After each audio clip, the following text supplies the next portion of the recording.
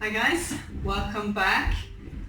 Today I thought it was time that I showed you how to make my scones without looking at me sideways. It was the very first video I ever did.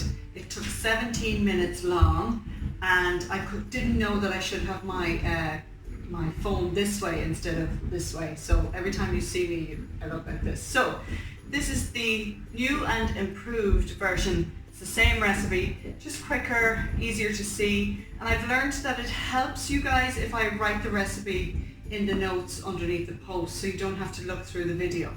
So here I have my flour. I have 500 grams of flour. Now I use a Polish flour, which is like a type 00 Italian flour. It just helps to give a good rise. If you don't have it, plain flour will do fine. I just find this really good. Sorry about the background noise, my dishwasher is going and my dishwasher has been on the blink during lockdown, which is crazy. It has been crazy. So the fact that it's working now, I'm terrified to stop it. So please excuse me while it's rattling along. I have 125 grams of butter at room temperature. Now, if you don't have a mixer like this, you can do this by hand. Just rub the butter into the flour until it resembles breadcrumbs. But because I have a mixer, I can go ahead and just throw in my sugar, 25 grams of caster sugar, which is a very small amount of sugar for those of you who are trying to cut down on sugar or, you know, borderline diabetes and stuff like that. This is a great recipe. I'm going to add 1 teaspoon of bicarbonate of soda and 2 teaspoons of cream of tartar. Sometimes this catches people out.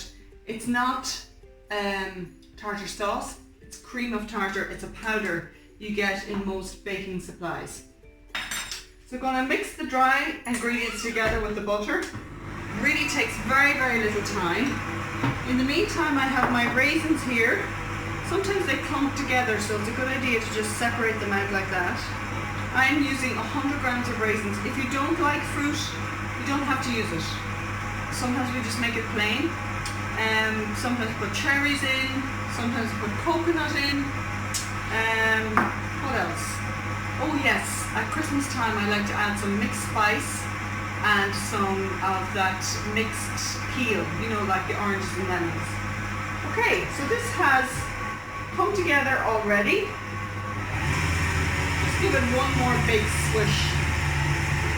And I'm going to add my egg to it at this stage. And I also have 275 ml of buttermilk. And the buttermilk, you just add slowly until you make sure that it all combines together.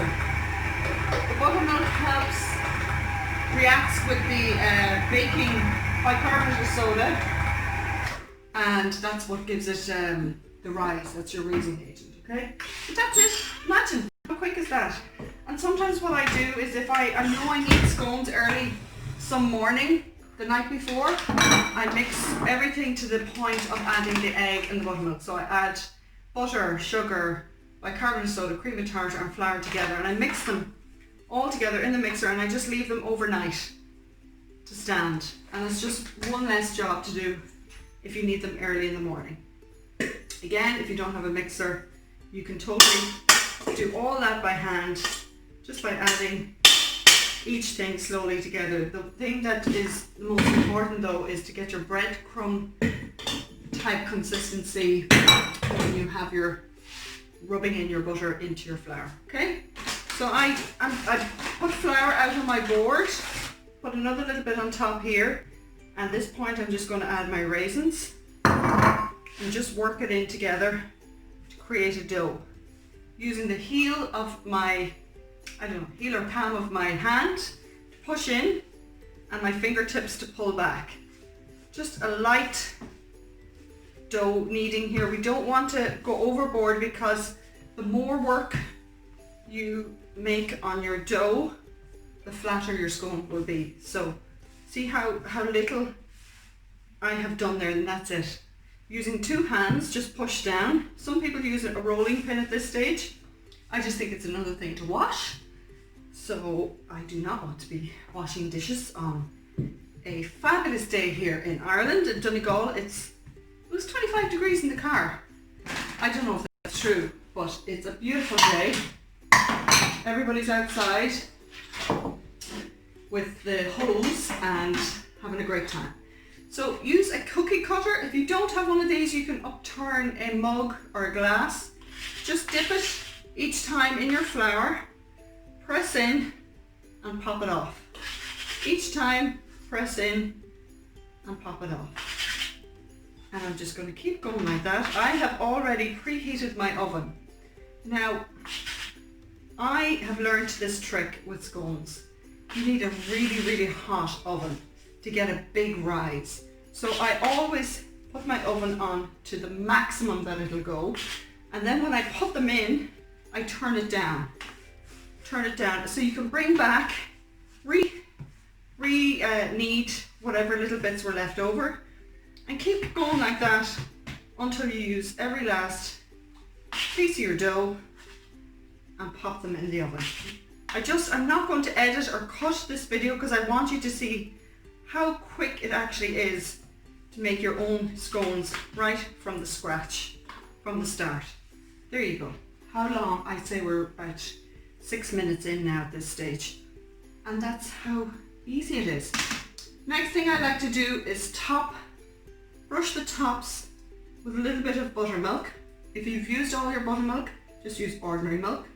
Some people use an egg yolk to give it a really golden colour, but I think the milk is sufficient. You don't need to do that. So I'm going to pop these into the oven, and then I'm going to turn them down to about 220. I'm not sure what that is in the other one, but I will let you know, and I'll be right. Here we go, guys. Lovely scones out of the oven. There's a couple of people over there trying to make me laugh, so we'll do this really quickly. I'll just cut one open here so you can have a look at the lovely fluffiness on the inside of that, and I'd say they'll all be running over here to test them. So that's my scones done, super quick, super easy. I hope you get to enjoy them. God bless.